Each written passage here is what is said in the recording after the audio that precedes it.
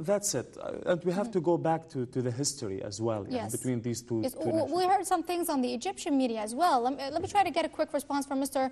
Wafi Mustafa, who is an Egyptian. I think he's with us on the phone right now. Mr. Mustafa, some of the things you hear on Egyptian media, perhaps even on Algerian media, make you believe that both countries are in a state of war. Why is that? I guess we've lost the phone call for now. Let me jump to Mr. Mohammed Zitout, who is also joining us from London. Why are the Algerian media, perhaps even the Egyptian media, maybe you could talk about the Algerian side. Why is this happening? Why is there such anger among the masses? Listen, this is a classical case of propaganda and manipulation. Both regimes are dictators, both regimes are tyrannical, and both regimes are controlling their people by force, and they have been there or they reach power by force. Therefore, they need something to show their people that they are defending their interests and their sentiment and their feeling and their dignity and their honor and so and so. This is a very classical case, as I said, of propaganda. But what is, thanks to God, that Libya is separating the two countries, because if not, we will see probably war between the two brother countries. We have been, and we will be all the time, brothers for 14 centuries. Islam has cemented our relations in North Africa, in the Middle East, and in many other areas.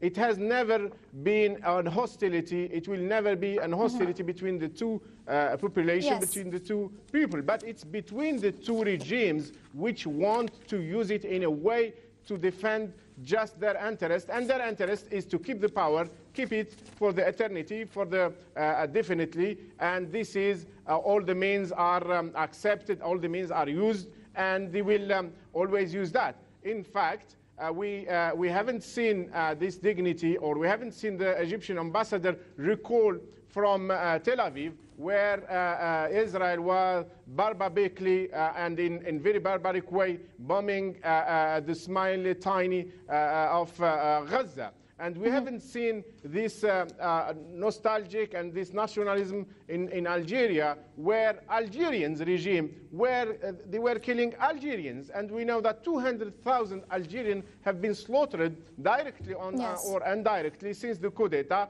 by the generals. Therefore, I mean, this is yes, but Mr. Zitout, just I want to stay with you before our time runs out with you. Do you think, does the rivalry go way back? I mean, is it something historical? Is it something historical since the relations were kind of tense after the first peace agreement between Egypt and Israel? Is that the case? I mean, since we've heard Mr. Jamal Abdel Nasser used to be quite revered in Algeria.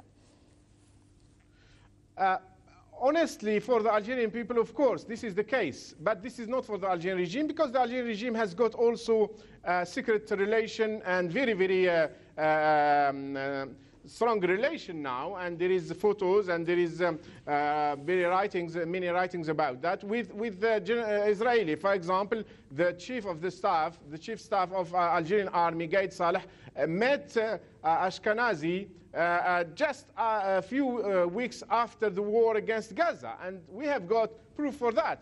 And this is not, in fact, they want to use it in this way, and the Algeria propaganda is trying to use it in this way, but it's not true. In fact, what they want is there is a problem inside. They want to export this problem, saying that there is an enemy. We have to be together to fight this enemy, and this enemy for the Egyptian now is the Algeria, and for the Algerian is Egypt. That's not true. That's not correct. That shouldn't be, and it will never be. But in fact, where you have got dictators, you will always have this type of propaganda and manipulation and control of the mass. All right, I think we have Mr. Wafi Mustafa with us on the phone right now. Dr. Mustafa, why do you think this issue that could have been a rivalry between two dictatorships, if we might call it, as Mr. Zitout is calling it, why has it transferred to the people? Well, I think from the information I have, it is really everything has gone out of proportion between Algerian government and the Egyptian government. It is just sad, stupid, and ugly. I think they have not matured to be able to handle such sporting event in a decent manner. And I wouldn't be able to portion the blame on Algeria or Egypt for that matter, because both of them carry a lot of blame, and both of them have a huge political agenda, as we know from the senior people who were on the ground at the time.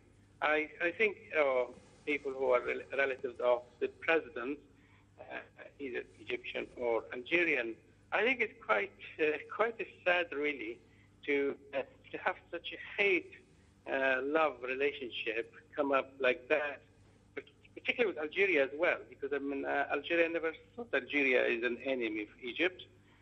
Algeria, Egyptian claim to have liberated Algeria, which is totally untrue, but not loved to take the theme that he have liberated Algeria from the French. But nonetheless, Egyptians love to take credit for that. But I don't understand. Haven't they got anything else to occupy the time for their own people, rather than let off people with the spear in the street to damage the relationship between two nations who speak same language and supposedly sisterly countries?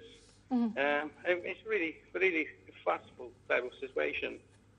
Can we say that this reflects how relations between Arab countries is actually quite fragile?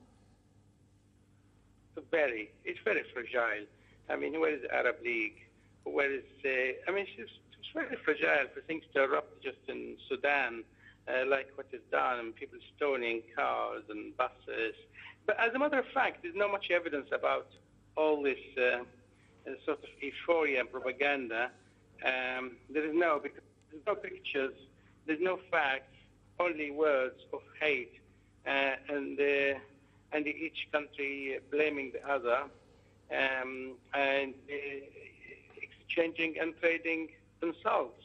And I think because of them, both the countries' governments probably are very very shallow on governing, so they get something to occupy themselves with. Allow me to jump to Mr. Zitout. Do you think that the political developments inside Egypt would have been the same had Egypt won the game?